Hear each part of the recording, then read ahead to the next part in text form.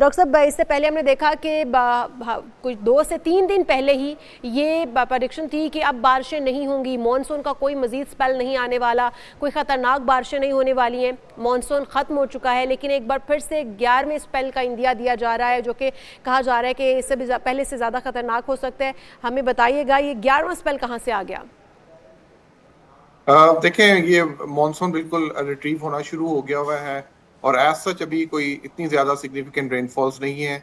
ये जो rainfalls expected हैं ये सिर्फ अपर पार्ट्स में हैं और इसमें जिसमें पंजाब के कुछ हिस्से हैं, खैर पख्तूनख्वा के कुछ हिस्से हैं, लेकिन इतनी सिग्निफिकेंट रेनफॉल्स नहीं है जितनी के पहले जो रेनफॉल्स जो थी, जिसकी वजह से इतनी मैसिव फ्लडिंग हुई है। ठीक ये है। जो रेनफॉल्स हैं ये इस इन दैट सेंस जो है वो हो सकती हैं क्योंकि लोग डिस्प्लेस हैं, लोग घरों से बाहर हैं और जो भी थोड़ी सी भी बारिश होगी वो उनके लिए जहमत का बायस बन जाएगी।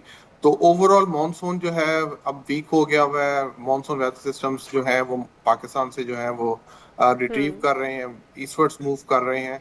तो वो इतनी खतरनाक या इतनी खौफनाक बारिश की सूरत हाल नहीं है। लेकिन ये है कि जो क्योंकि लोग डिस्प्लेस्ड हैं, लोग बाहर बैठे हुए हैं, तो इसकी वजह से जो है मुल्क के जो बालाई हिस्से हैं, इसमें पंजाब के कुछ हिस्से हैं, खासतौर पे नॉर्थ ईस्टर्न पार्ट्स, उनमें कश्मीर के कुछ हिस्सों में और खैबर पख्तूनख्वा के बालाई हिस्सों में जो है वो बारिश का इम्कान है।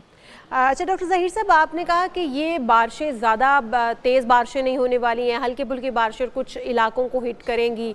जो सैलाबी सूरत हाल जिन इलाकों में दरपेश है, जहाँ पर लोग अपने घरों से बाहर हैं, क्या ये उन इलाकों को दोबारा बारिशें हिट तो नहीं करने जा रही? क्योंकि जो लोग अपने छतों से बाहर, घरों से बाहर खुले आसमान तले ज़िंदगी गुजारने पर मजबूर हैं, ज़्यादा इस वक्त कॉम्प्लिकेशंस उनके लिए हैं, बीमारियाँ जन्म ले रही हैं और फिर बारिश में आपको खुले आसमान तले रहना बड़ा मुश्किल हो जाता है।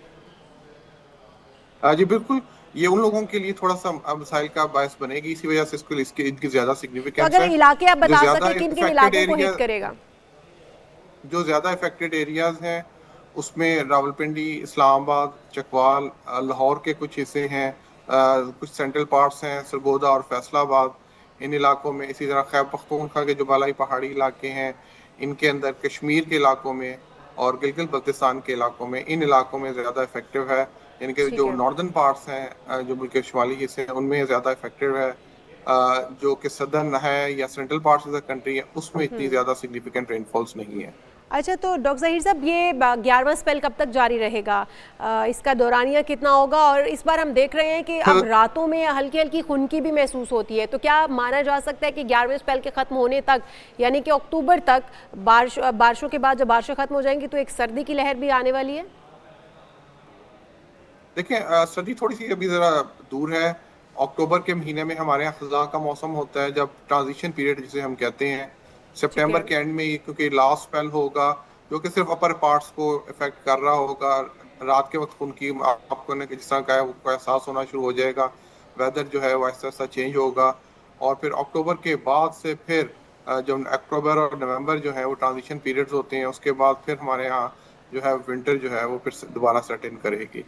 ठीक है, और ये स्पेल कब तक जारी रहेगा?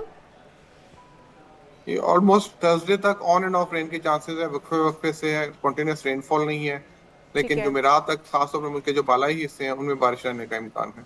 ओके, बालाई इलाकों में जुमेरात तक बारिशें रहने का इम्कान है। बहुत शुक्रिया, डॉक्टर ज़हीर बाबर साहब हमारे साथ मौजूद थे।